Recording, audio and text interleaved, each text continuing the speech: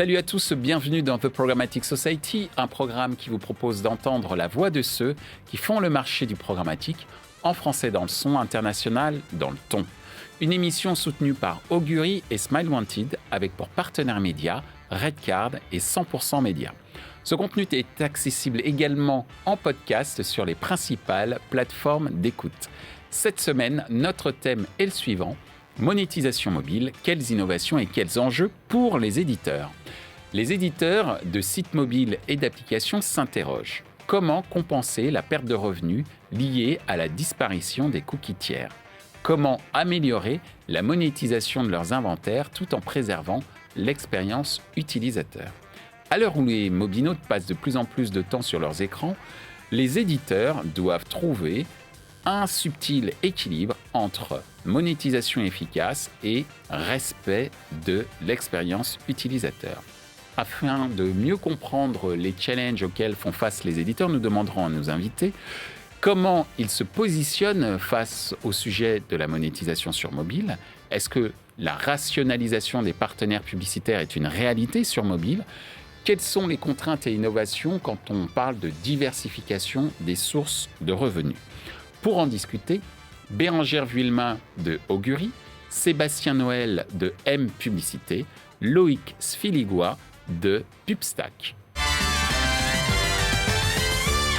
Bonjour à tous, bienvenue sur The Programmatic Society. À la fin des années 2000, tous les ans, on nous promettait l'année du mobile. Eh bien, cette année, on va dire qu'on n'est plus rentré dans l'année du mobile, mais dans des décennies autour du mobile, et notamment une question cruciale pour le marché, c'est comment monétiser cet asset, les innovations et puis les enjeux, notamment pour les éditeurs. Et j'ai autour d'une table, de notre table bien sûr, mais de notre table, des invités de choix. Bonjour Bérengère. Bonjour. Bonjour Loïc. Bonjour. Et bonjour Sébastien. Bonjour Michel. Première question, comment chacun d'entre vous vous positionnez face au sujet de la monétisation sur mobile? Et je commencerai par toi Sébastien, puisque tu représentes M Publicité, la régie du Monde, du journal Le Monde. Entre autres, tu vas nous dire d'ailleurs et tu vas nous rappeler quels sont les différents éditeurs que représente M Publicité. Mais est-ce que tu peux nous faire une sorte d'état des lieux des assets mobiles justement du groupe M Publicité? Bien sûr, bonjour à tous. Effectivement, M Publicité est la régie du groupe Le Monde. Tu l'as dit, forcément, il y a la marque Le Monde à l'intérieur, mais aussi le Huffington Post, l'Obs, Télérama, Courrier International, La Vie, et nous sommes aussi la régie du groupe Radio France pour toute la partie web. Aujourd'hui, comme de manière assez classique, la partie mobile, elle est divisée entre l'applicatif et le web mobile, sachant que si on parle de la partie web, le mobile représente 60% du trafic, donc des pages vues du global group, parce qu'on a forcément un déséquilibre de certains sites, et une grosse partie du trafic pour Le Monde sur l'application, qui est très plébiscité par nos abonnés numériques, qui effectivement y passent beaucoup de temps. Merci Sébastien pour ces rappels. Et effectivement, quand tu parles des abonnés, on sait que Le Monde a affiché des chiffres assez remarquables en ce qui concerne le nombre d'abonnés pour vos éditions numériques. Donc merci pour ces rappels. Loïc, tu représentes et tu es cofondateur de Pubstack. Tu es une solution d'analytics. Comment tu analyses les données de monétisation des éditeurs? Comment Pubstack fait ce travail? Est-ce que tu peux nous en dire plus sur la représentativité des données que tu analyses, notamment sur la partie mobile? Ouais, donc sur la partie mobile, on est implémenté en fait sur énormément de sites web. On doit avoir un peu moins de 10 000 sites web qui utilisent Pubstack à travers des groupes médias en Europe, donc à peu près 80 groupes médias, et puis aussi des networks donc qui vont plus travailler avec la long tail et la mid tail.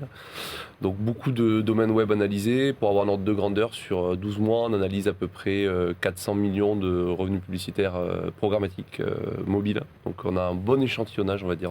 C'est le moins qu'on puisse dire, pas que sur la France. Donc Exactement. Alors on est présent en France, mais on est présent aussi en Allemagne, au UK, en Italie, en Espagne. On a des clients un petit peu partout dans le monde. Mais c'est un petit peu là les grands pôles en Europe. Et surtout, c'est un volume qui grossit énormément en permanence, puisqu'on rajoute beaucoup de nouveaux clients, on se développe pas mal. Donc on a un bon échantillonnage. Merci, merci Loïc. Alors Bérangère, on vient de voir, et je suis désolé, je manque peut-être à une sorte de règle puisque tu ne réponds pas en première, mais the last is not but not the least. Tu vas conclure sur cette première partie.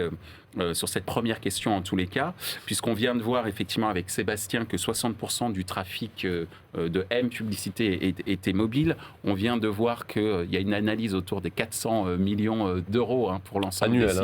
Au niveau annuel, bien sûr, en ce qui concerne Pubstack. Donc ça fait quand même pas mal de choses à activer. Et justement, Augury, en tant qu'activateur et en tant que pionnier de l'activation du mobile, comment tu as vu évoluer, comment Augury a vu évoluer les besoins de ses clients, aussi bien du côté des annonceurs que des éditeurs, en tout cas sur le mobile?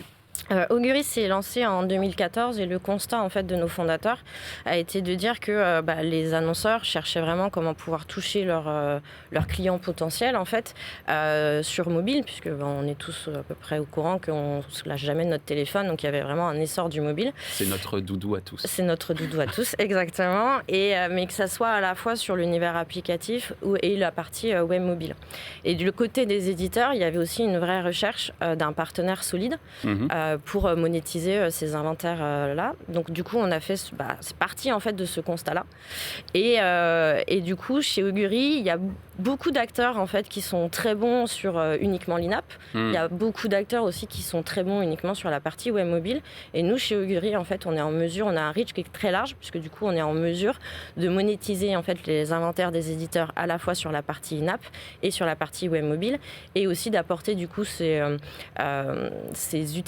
les utilisateurs que les marques en fait cherchent à cibler sur en fait leur consommation globale de leur mobile. Et en plus, pour nous, c'était extrêmement important parce que si on faisait que de l'INAP ou que du web mobile, c'est comme dit un de nos fondateurs, c'est un peu comme faire uniquement du desktop, mais de diffuser que de 12h à 18h dans la journée.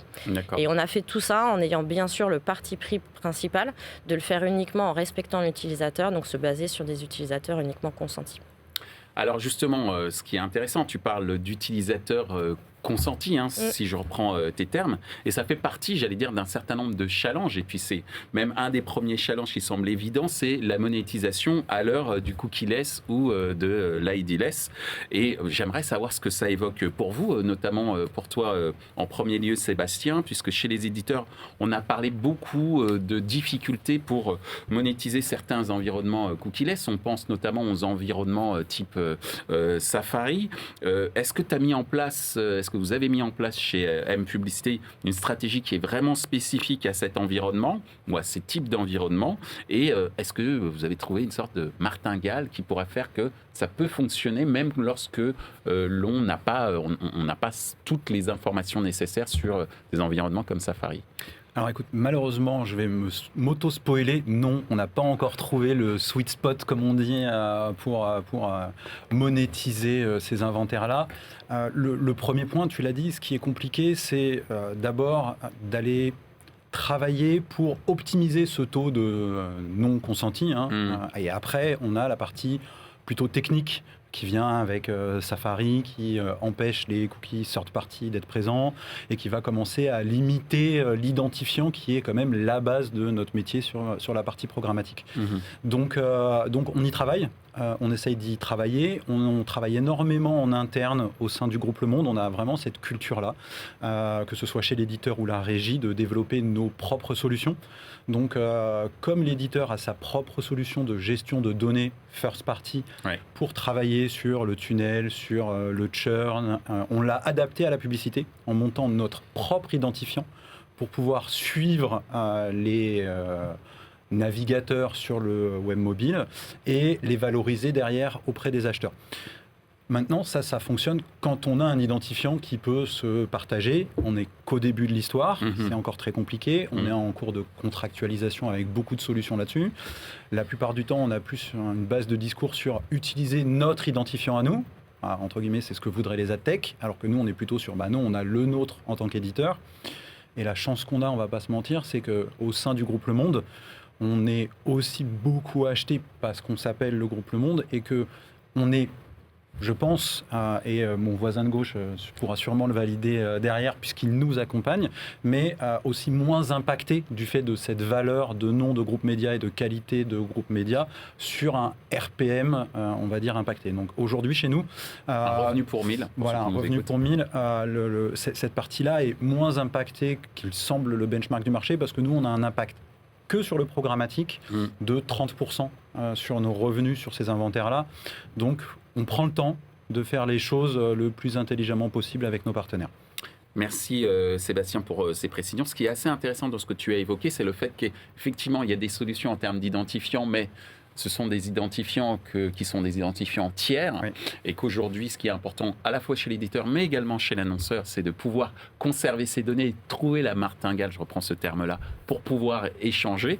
On parle de data collaboration, ou on appelait avant ça de la seconde partie data en termes de business. Et je fais juste une parenthèse où j'en ouvre une pour un prochain débat. Ça ouvre quand même un champ des possibles assez intéressant pour un nouveau concept, je le dis à ceux qui nous écoutent, c'est ce qu'on appelle les clean rooms. Je ferme la parenthèse, mais ça pourrait être une solution assez intéressante. Ouais. Mais on en reparlera peut-être dans un autre débat, mais je pense que ça peut être quelque chose d'assez intéressant aussi. Ça peut être intéressant. Après, je pense qu'on est aussi à un moment où les éditeurs se rendent compte, alors il y a tout un mouvement et toute une discussion sur le contextuel, mais où les éditeurs veulent reprendre la main. D'accord ? Et c'est vraiment important de reprendre la main ou la garder. Et effectivement, à ce moment-là, c'est important que les éditeurs aussi se rendent compte que la data, le contexte, tout ça, c'est eux. Ça leur appartient à eux. C'est parce qu'elles ont des équipes de journalistes de qualité avec une rédaction de qualité qu'il y a du trafic sur ce site-là. Donc, récupérer la main et la garder. Donc, ne pas forcément recommencer à rediffuser, à reperdre de la valeur et à permettre à certaines sociétés de venir s'intercaler sur cette longue chaîne de prestataires, c'est aussi quelque chose d'important. Merci Sébastien pour ces précisions par rapport à ma remarque autour des clean rooms. Justement, Loïc, Sébastien vient de nous évoquer un certain nombre de données sur lesquelles il souhaite garder la main en tant qu'éditeur. Et justement, chez Pubstack, vous travaillez avec énormément d'éditeurs pour lesquels vous analysez des données de monétisation. Est-ce que tu as pu constater des impacts assez notables au niveau de la monétisation des environnements sans identifiant ni cookie ? Ouais, déjà il y a une façon de regarder un peu, parce que ce qui fait peur à tout le monde évidemment, c'est quand Chrome va passer, parce que Chrome c'est le browser qui a quand même le plus de parts de voix aujourd'hui sur le web, donc quand Chrome va passer effectivement sur du 100 third party cookies, c'est là où tout va changer un peu dans l'industrie. Aujourd'hui, si on regarde un peu ce qui se passe dans le futur, on peut regarder Safari, puisque Safari, ça fait déjà des années qu'il n'y a plus de cookies tiers en fait, donc on est capable déjà d'avoir un bon aperçu de comment fonctionne la monétisation sur du web Safari sans cookies finalement. Avec la particularité que Safari est un petit browser, donc c'est aussi un navigateur qui n'est pas... C'est 16% de part de marché à peu près. Exactement. Ce qui veut dire que c'est pas non plus une méga priorité pour l'industrie de traiter Safari. Hein. C'est une réalité aussi. Quand Chrome va passer, il y a certainement un certain nombre de choses qui va changer chez les adtech et ça crée un sens de l'urgence, on va dire. Nous, ce qu'on observe en moyenne, c'est vraiment des chiffres à la hache. Hein. J'avais les données. Quand tu te barres. On observe un 40% à peu près d'écart entre Safari et Chrome. En moyenne, avec une très grande variance. Donc, je mets une très grande variance en avant parce que le monde, par exemple, va être beaucoup moins que ça. Et très sincèrement, j'aurais du mal à expliquer le pourquoi du comment programmatique, parce que la supply chain est très complexe. On retrouve d'autres acteurs qui sont plus touchés que ça. Mais en moyenne, on voit un écart de 30%. C'est-à-dire qu'un utilisateur quand même rapporte 40% de moins en moyenne sur Safari que sur Chrome. Donc ça fait peur quand même quand on en parle comme ça. Maintenant, moi, je suis assez confiant. Je pense que quand les choses vont s'imbriquer, on voit déjà qu'entre certaines SSP le traitent beaucoup mieux que d'autres. Hein. Donc, il y a des SSP qui traitent très bien Safari, quasiment ISO entre Safari et Chrome, parce que beaucoup de contextuels, parce que beaucoup de... etc. Donc je suis sûr qu'il y a des solutions qui existent et que dès que ça va devenir une priorité, on les trouvera. On a vu aussi, de notre point de vue, énormément d'ID se développer chez tous les publishers. On les a vu popper un peu dans tous les sens dans les stacks. Et voilà, je pense que c'est une solution qui est possiblement la bonne. Donc on verra. Merci Loïc. Alors Bérangère, Loïc vient nous parler du contextuel. Et justement, on parle beaucoup de contextuel comme solution miracle. Je posais la question tout à l'heure parmi les martingales ou solutions miracles pour les éditeurs, pour compenser cette baisse de valeur, en tout cas sur certains environnements. Donc on parle beaucoup donc, du contextuel à l'ère du cookie-less. Est-ce qu'Augury partage cette idée ? Et comment vous vous positionnez face à la disparition des cookies et des identifiants publicitaires ? Du coup, chez Augury, au tout début, en plus quand moi je suis arrivée, on collectait, on a toujours voulu respecter en fait la vie privée des utilisateurs. Du coup, on collectait déjà de l'information, de la donnée, mais avec le consentement de l'utilisateur. Donc on a fait ça dès 2014, donc c'était assez compliqué quand on allait voir des éditeurs puis qu'on leur expliquait en fait un peu tout ce que nous on faisait déjà parce qu'on était les seuls à le faire en fait sur le marché. Finalement la RGPD avec l'essor de tout ce qui est CMP, respect de la data, etc. nous a prouvé qu'on avait raison. Donc on était déjà un peu en avance, ce qui nous a permis en fait d'avoir énormément de data de notre côté grâce à notre technologie et qu'on continue en fait à faire évoluer aujourd'hui. On l'a fait évoluer aujourd'hui par plusieurs biais. Donc le premier, ça va être des études qu'on va mener sur un large panel en fait d'utilisateurs. Le deuxième, c'est qu'on a une équipe technique chez Augury, donc ça représente à peu près 120 personnes qui eux travaillent au quotidien en fait à améliorer, à enrichir ces données et du coup à faire aussi travailler tout notre algorithme. Donc du coup, comme on a énormément en fait d'anticipation sur ce point-là, on a pu passer en fait cookie-less à ID-less finalement avant les décisions d'Apple et Google. Après, effectivement, le contextuel et le sémantique, c'est très bien. C'est vraiment très bien. Nous, notre vision, c'est qu'on doit aller un peu plus loin pour aller chercher les performances hautes que nous demandent aussi les marques. Du coup, nous, on continue toujours donc ce travail de notre algorithme, mais l'idée c'est aussi de se dire voilà, on a le besoin, les marques ont ce besoin-là, les éditeurs ont aussi besoin de CPM intéressants, de RPM intéressants. Mais il faut aussi respecter en fait l'utilisateur dans sa consommation sur son mobile. Merci Bérangère sur cette précision, notamment via la publicité ciblée, pour répondre justement à ce besoin, bien sûr, d'outrepasser le cookie-less et l'ID-less et aller plus loin, si j'ai bien compris, que le stricto sensu sémantique ou contextuel en termes de ciblage. Alors, justement, il y a beaucoup de partenaires technologiques qui arrivent sur ces différentes opportunités, j'allais dire appel d'air de besoin, entre guillemets, de la part des éditeurs, des annonceurs, et donc beaucoup de partenaires technologiques qui existent aujourd'hui sur le marché. Est-ce que c'est aussi une réalité sur le mobile, ce foisonnement de partenaires technologiques? Et Loïc, puisque tu en es un, est-ce que tu as pu constater sur le mobile également une sorte de volonté d'écrémage de la part des acteurs du marché, notamment chez les éditeurs? Il y a eu pas mal de buzz autour du sujet d'une sorte de grand ménage chez les éditeurs en ce qui concerne les partenaires technologiques. Est-ce que c'est réellement quelque chose que tu as pu constater de ton côté, notamment sur le mobile et côté client-side en fait? Ouais, en fait, entre 2010 et 2020, on a vu tellement d'adtech popper dans tous les sens, en fait, avec des tonnes de SSP, de DSP qui se branchaient plus ou moins directement avec le publisher. Et puis ensuite, en 2015-2017, on a vu le header bidding qui a facilité l'intégration de beaucoup de partenaires. Donc en gros, on est passé en moyenne de, je ne sais plus combien, 4 ou 5 partenaires par publisher. Entre 2015 à 2017 ou 2020, on était déjà à 4 fois plus, quoi. Donc c'était une martingale assez simple pour finalement gagner plus d'argent. On mange plus de compétition. On disait à l'époque plus 15, plus 20, voire plus en termes de revenus grâce au header bidding. Encore une fois, il y a beaucoup de variances. D'un éditeur à l'autre, les chiffres pouvaient être très différents. Mais en gros, la martingale, c'était ça. Et en fait, il y a un moment, c'est vrai que quand on se retrouve avec 20 partenaires publicitaires, ou même 30 ou 40 chez certains, c'est une réalité. Quand on se retrouve avec autant de partenaires publicitaires, il y a un intérêt à déjà rationaliser ses coûts opérationnels, parce que ça coûte de l'argent en fait, d'entretenir tous ces partenaires, les brancher, maintenir des stacks qui sont très complexes et compagnie. compagnie. C'est pas gratuit, hein. Ça c'est sûr. Et donc comme partenaire qui va représenter 1 ou 2% de nos revenus annuels, on n'a pas forcément vocation à le garder, hein, parce qu'en fait il coûte certainement plus cher que ce qu'il rapporte, concrètement. Et puis en plus de ça, ça rajoute une très grande complexité sur le supply pass, avec beaucoup d'opacité. En fait, on ne sait pas où les marges sont prises, on a beaucoup moins de contrôle. Nous, ce qu'on recommande quand même beaucoup à nos publishers, c'est de pas forcément de tout écrémer, de dire voilà, on va passer à maximum 6 client-side, ça n'a pas beaucoup de sens. Par contre, c'est de dire au niveau de l'emplacement publicitaire, par contre, il faut rationaliser. Ça veut dire qu'il vaut mieux favoriser d'avoir, ça sert à rien d'avoir 15 open exchange, ça c'est sûr. Par contre, avoir des partenaires comme Augury typiquement, ou qui vont avoir une force de vente directe, et qui vont être finalement, qui vont vraiment apporter une valeur incrémentale assez unique, hein, puisque c'est des campagnes directes et qui sont vendues derrière, ça c'est quand même très intéressant, parce que si on les a pas branchés, ça passera pas par notre tuyau, quoi, concrètement. Hein. Donc la rationalisation, pour moi, se passe plus au niveau de l'emplacement, quoi. Merci Loïc. Alors, est-ce que, Sébastien, tu as suivi les conseils de Loïc? Et pour être plus précis, est-ce que cette rationalisation, tu t'y es donné, notamment sur la partie mobile? Et c'est quoi les critères clés pour faire justement ce choix de partenaires?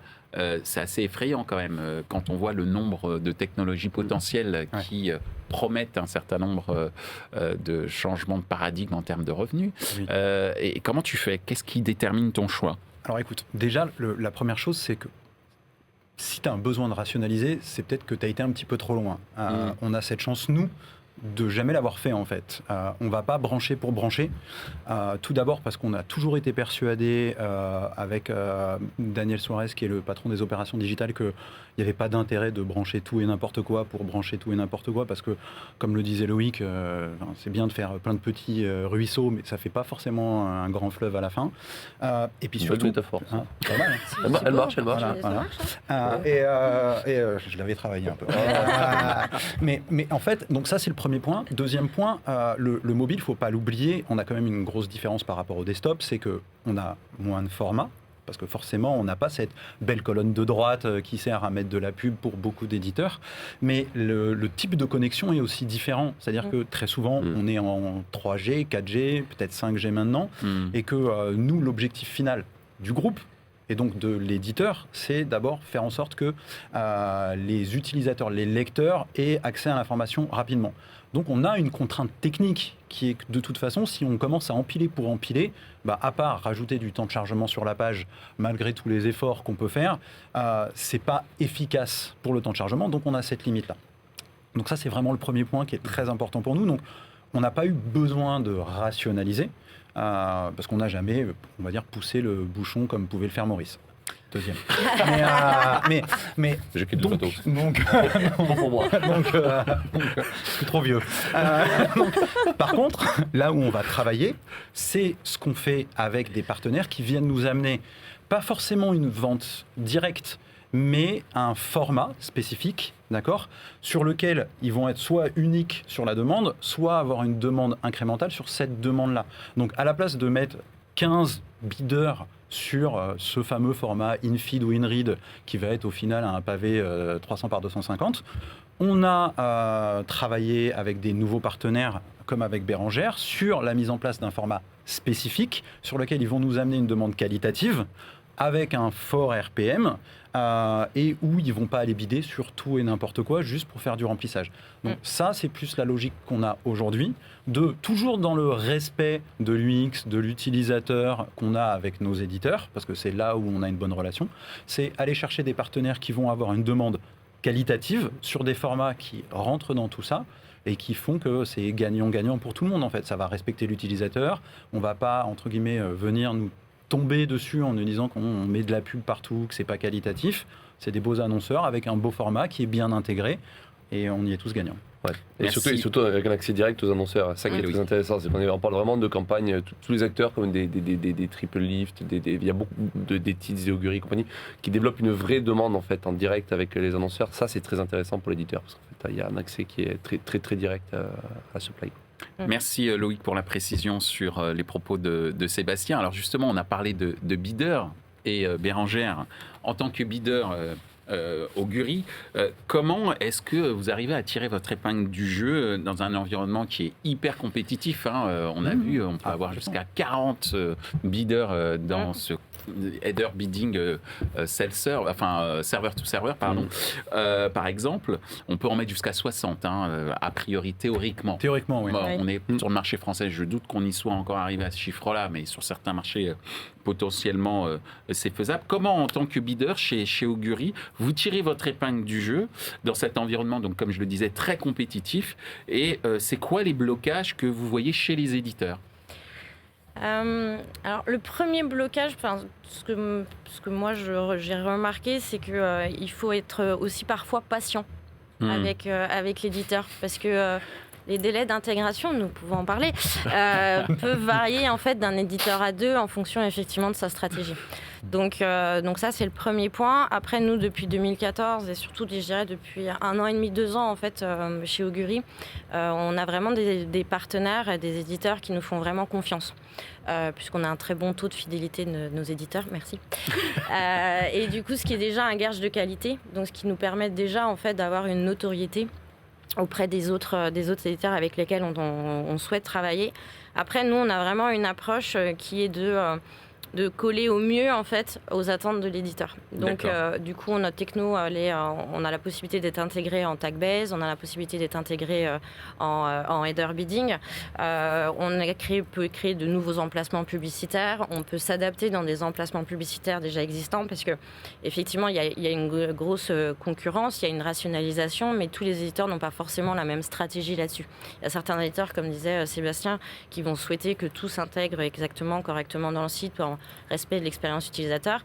Il y a d'autres éditeurs qui vont vraiment chercher à créer de nouveaux emplacements publicitaires pour avoir vraiment du revenu incrémental. Donc nous, on a réussi un petit peu à s'adapter à tout ça et vraiment écouter le besoin de l'éditeur et respecter son timing d'intégration. Ça, c'est le premier point. Après, le deuxième point, c'est que quand nous, on va chercher aussi les éditeurs, on ne cherche pas non plus à travailler avec tous les éditeurs pour travailler avec tous les éditeurs. Parce que derrière, ce qu'on va apporter aux éditeurs, en fait, il y a aussi beaucoup d'annonceurs. Donc, les annonceurs qui vont nous challenger sur le classique VCR, la classique visibilité, mais de plus en plus aussi sur l'attention de leur publicité, des publicités que nous, du coup, on va diffuser. Donc, on travaille toujours un petit peu, du coup, on travaille beaucoup en relation avec la BI et les équipes commerciales pour travailler sur ces points-là et pour aussi aller chercher les typologies d'éditeurs qui intéressent les annonceurs. Après, je dirais, comme Loïc disait, c'est vrai que chez Augury, on a plus de 200 commerciaux qui vont au quotidien voir les annonceurs et les agences en direct, ce qui nous permet d'avoir des accords exclusifs avec pas mal de marques premium. Et du coup, toute la demande Augury qu'on va proposer à nos éditeurs, on a la maîtrise, on a 100% de maîtrise sur cette demande-là. Et c'est ce qui nous permet effectivement d'être sûr en fait quand un partenaire va travailler avec nous.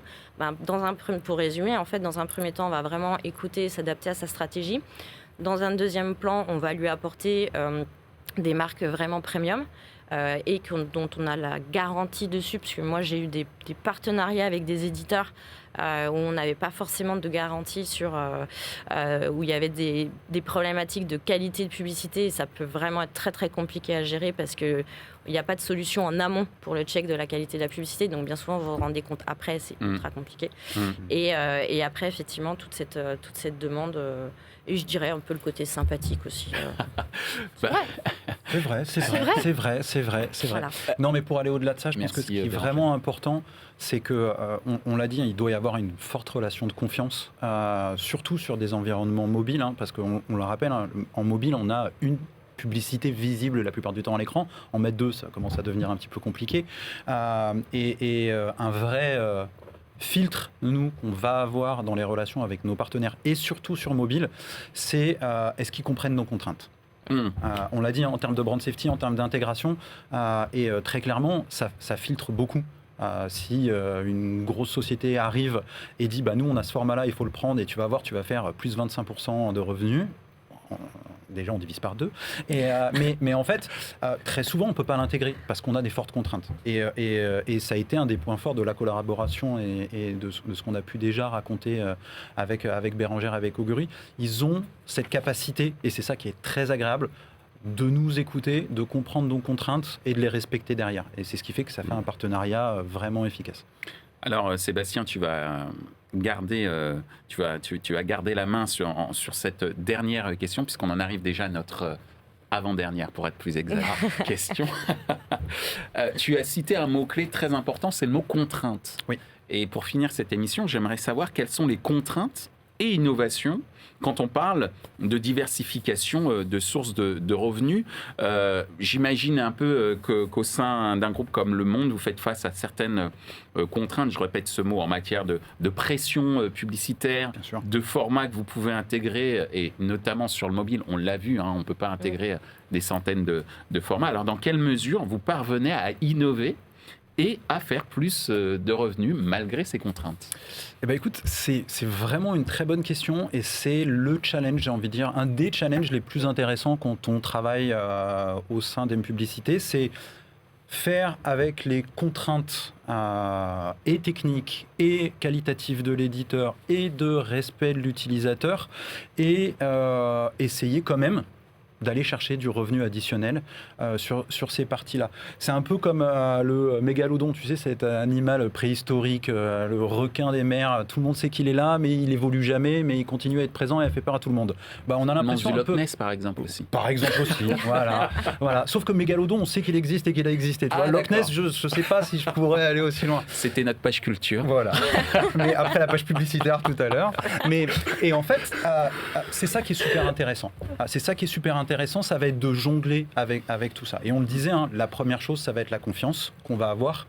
Et dans cette confiance, il y a les relations avec toutes les équipes, avec les partenaires. Donc il y a bien entendu les relations avec les charmantes commerciales qui viennent nous vendre des services, mais aussi avec les équipes techniques derrière qui prennent le temps de nous écouter, prennent le temps de nous apporter des réponses, prennent le temps de nous rassurer.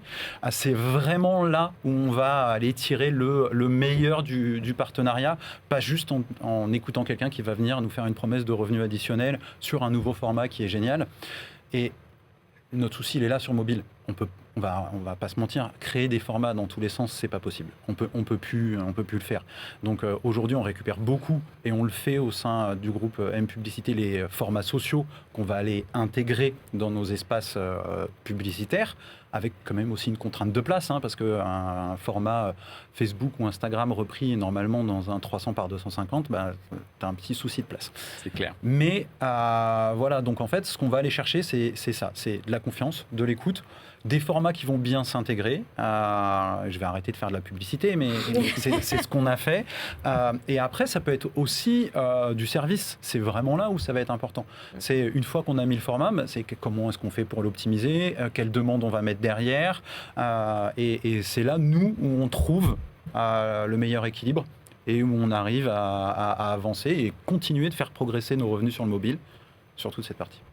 Merci Sébastien. Alors Bérangère, à l'instant, Sébastien vient d'évoquer un certain nombre de mots-clés qui ne sont pas des mots technologiques, mais qui sont quand même essentiels pour faire du business, à savoir la confiance, l'écoute, savoir prendre son temps également. Et tout ça, j'allais dire, c'est ce qui compose un service premium.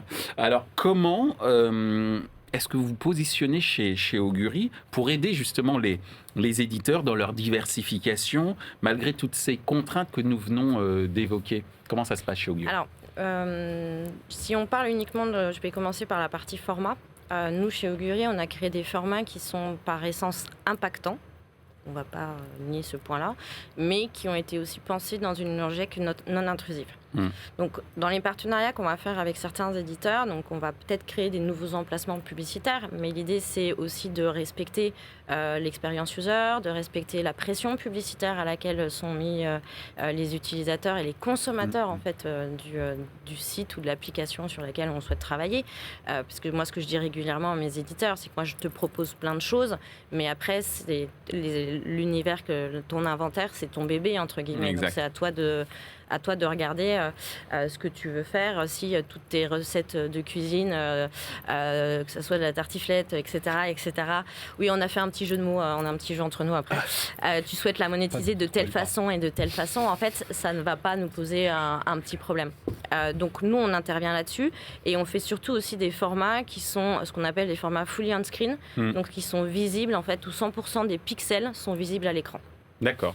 Donc c'est ce qui nous permet de faire ça. Après, moi je travaille aussi beaucoup avec les utilisateurs avec les éditeurs, pour comprendre ce qu'on disait tout à l'heure, pour comprendre leur stratégie.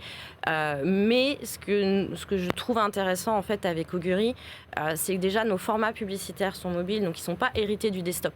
D'accord. Donc ils ont vraiment été créés pour l'utilisateur mobile, dans une logique de connexion mobile, etc. Donc ça, c'est le premier point.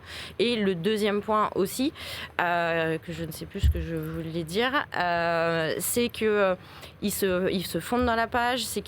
Ah oui, c'est ça.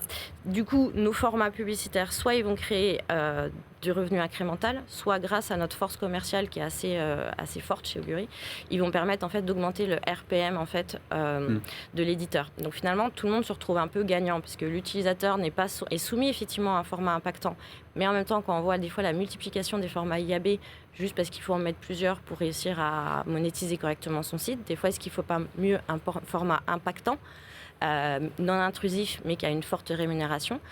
Donc ça, c'est le point du côté user. Sur le côté, effectivement, annonceur, on respecte aussi leurs critères, comme je disais tout à l'heure, où il y a de plus en plus le critère de l'attention autour de la publicité qu'ils vont regarder. Et l'éditeur, respecter sa charte graphique et tenir ses engagements. Merci Bérangère. Nous, il faut qu'on tienne aussi nos engagements en termes de temps. Mais je vous remercie en tous les cas de nous avoir expliqué les enjeux autour de la monétisation mobile. Je disais tout à l'heure, à la fin des années 2010, on nous disait c'était l'année du mobile. On y est et on y est pour des décennies. Et merci de nous avoir trouvé des réponses pour que les éditeurs puissent trouver les bonnes solutions pour continuer à faire de la croissance de revenus. Mais on n'en a pas tout à fait terminé puisque nous en sommes à la question cruciale, la question 100% média.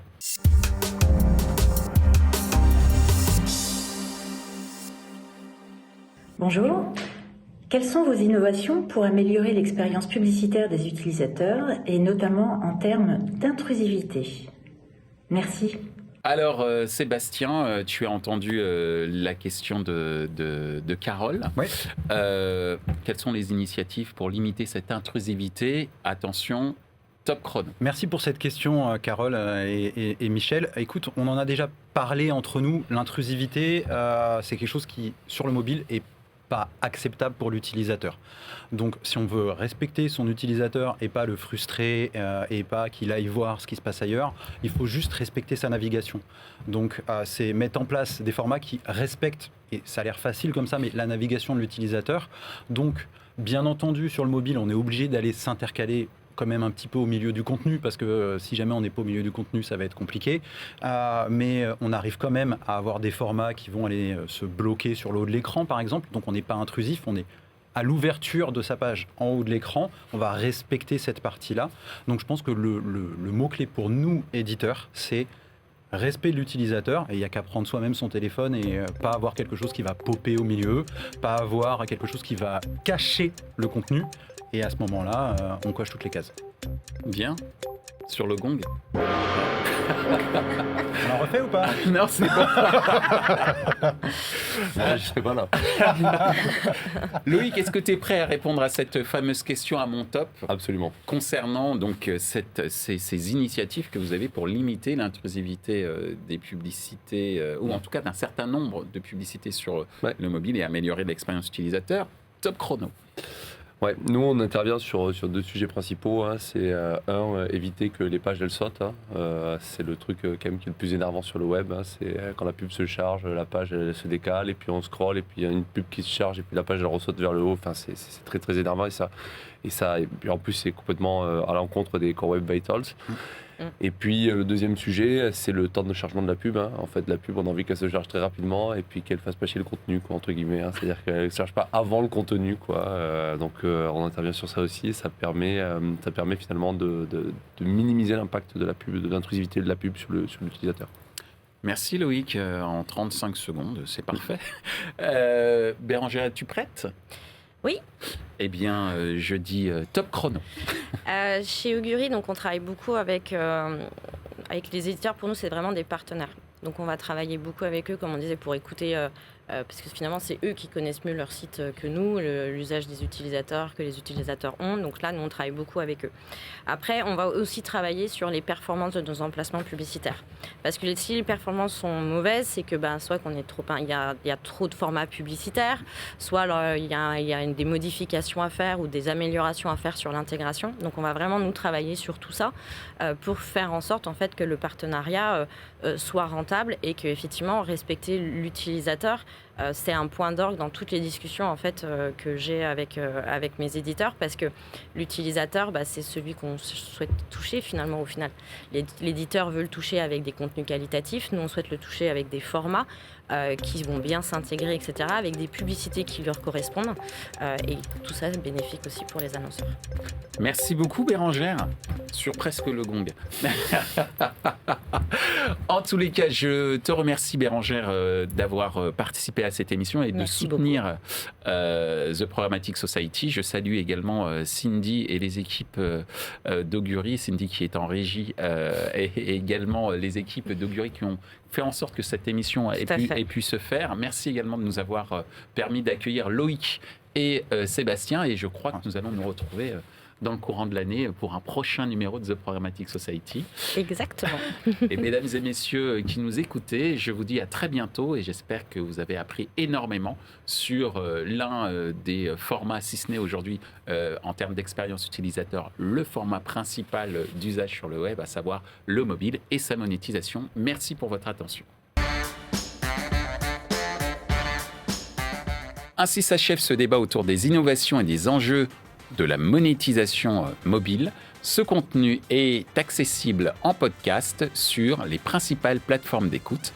Merci à Augury et Smile Wanted pour leur soutien, ainsi qu'à nos partenaires médias, Redcard et 100% Média. Merci également à l'ensemble des équipes d'Altiste Média pour la réalisation de ce programme. Post-production, traduction et sous-titrage par Uptown.